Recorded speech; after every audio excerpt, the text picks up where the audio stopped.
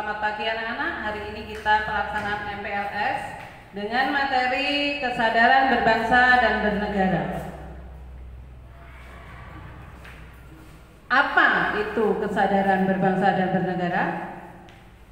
Kita lihat. Oke. Nah, kesadaran berbangsa dan bernegara itu bagaimana kita menyesuaikan amanah daripada pembukaan Undang-Undang Dasar 45 yang akan kita lakukan. Jadi ada 3 hal, yaitu menumbuhkan rasa persatuan dan kesatuan. Yang kedua yaitu menumbuhkan rasa memiliki jiwa besar. Kemudian yang ketiga yaitu kesadaran bertanggung jawab sebagai warga negara Indonesia. Dan semua itu mencerminkan suatu cinta pada tanah air.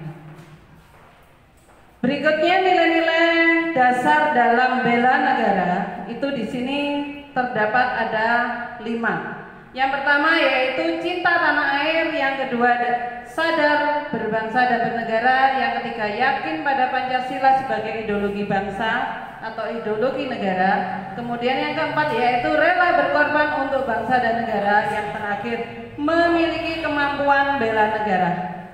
Kita lihat slide berikutnya yaitu materi yang pertama, cinta tanah air.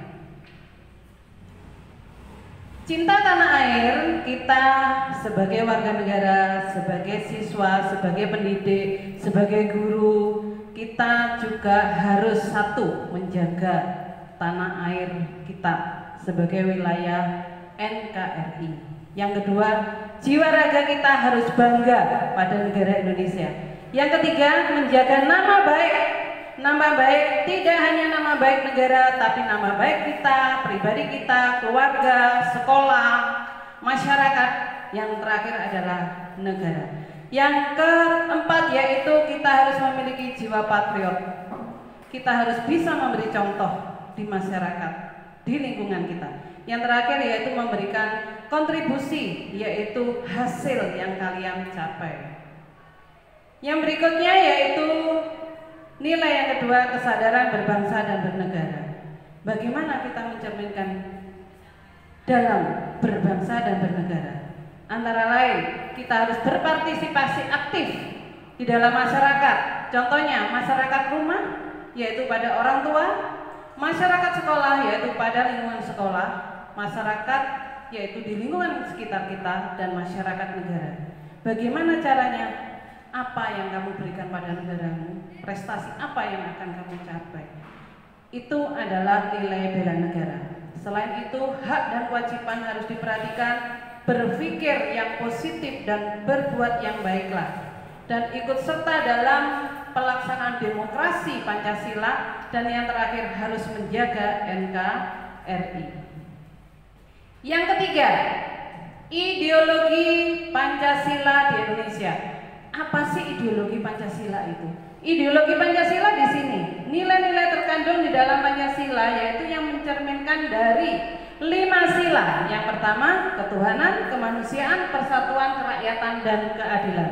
Semuanya ada di dalam sila-sila daripada Pancasila. Dan fungsi Pancasila kalian bisa membaca pada buku panduan yang sudah Ibu berikan ke kalian.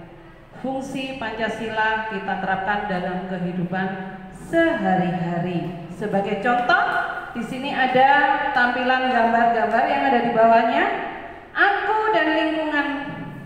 Aku cinta lingkungan, lingkungan dari sekitar kita. Jadi lingkungan keluarga, lingkungan sekolah, lingkungan masyarakat, dan lingkungan negara. Kita harus berpendidikan, kita harus intelektual, dan kita harus menjaga kesehatan seperti apa permintaan pemerintah Indonesia dengan peristiwa virus COVID-19. Kita harus menjaga kondisi demi kesehatan, itu juga adalah bela negara dan menjaga ideologi Pancasila, dan seterusnya. Yang nilai ke-5, memiliki kemampuan awal bela negara. Memiliki kemampuan bela negara, yang pertama, kalian harus memiliki kecerdasan. Artinya kalian harus bersekolah dengan tertib. Kemudian kecerdasan emosional, kalian jangan mudah terhasut oleh teman. Kalian harus belajar untuk disiplin, berani tapi bertanggung jawab. Yang ketiga yaitu kecerdasan spiritual. Artinya kalian semua warga negara harus memiliki agama, baik agama Hindu, Buddha, Islam, Konghucu, kemudian Kristen ataupun Katolik. Semua agama sama, yaitu semuanya ke arah Tuhan yang Maha Esa. Semuanya harus memiliki spiritual. Berikutnya yaitu menjaga kedisiplinan. Menjaga kedisiplinan. Disiplin itu bagaimana? Mulai dari rumah. Dari rumah, mulai bangun sampai dengan tidur lagi.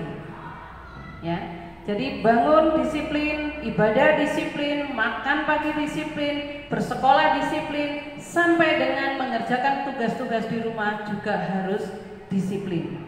Yang berikutnya ulet, bahwa kita sebagai warga negara harus ulet, ya, harus ulet.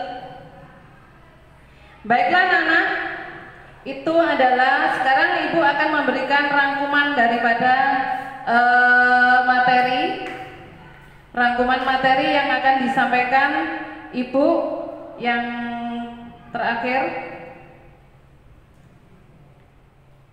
Nah, rangkumannya di sini yaitu yang pertama ada 3 hal.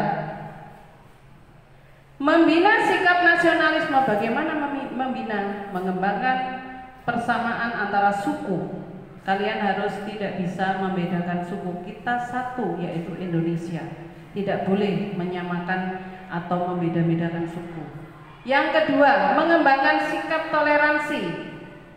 Toleransi bagaimana? Kita harus toleran. Bagaimana? Kita karena bermacam-macam suku, kita harus toleransi.